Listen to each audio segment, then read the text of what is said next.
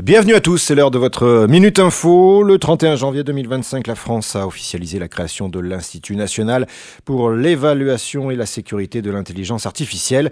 Cet organisme piloté par le secrétariat général de la Défense et de la Sécurité nationale et la Direction générale des entreprises du ministère de l'économie et des finances aura pour mission d'analyser les risques systémiques liés à l'IA, d'accompagner la régulation de cette technologie et d'évaluer la performance des modèles d'IA selon le gouvernement. Toutefois, comme l'a précisé la ministre déléguée chargée de l'intelligence artificielle et du numérique, Clara Chapaz, l'INESIA ne bénéficiera pas de pouvoir de régulation, mais aura un rôle de surveillance, a-t-elle précisé. Ce projet s'inscrit dans une volonté de faire de la France un leader mondial de l'IA, en conformité avec la déclaration de Séoul de mai 2024, basée sur une IA sûre, novatrice et inclusive. À l'heure actuelle, l'Australie, le Canada, les États-Unis, le Japon, le Royaume-Uni, Singapour et la Corée du Sud possèdent un organisme similaire.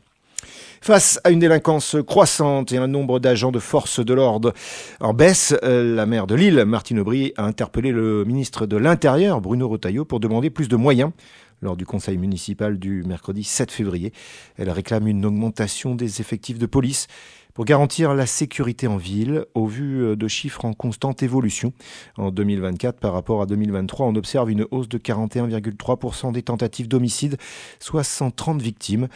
Les vols avec armes augmentent de 12,2%, les vols de voitures plus 9,8% et les vols à l'intérieur des voitures plus 7,5% connaissent également une forte hausse. Enfin, comme dans de nombreuses villes de l'Hexagone, les trafics de stupéfiants augmentent de 7% par rapport à l'année précédente. En attendant d'éventuels renforts, la capitale des Flandres a déjà augmenté ses effectifs de policiers municipaux et renforcé son système de vidéoprotection avec près de 140 caméras.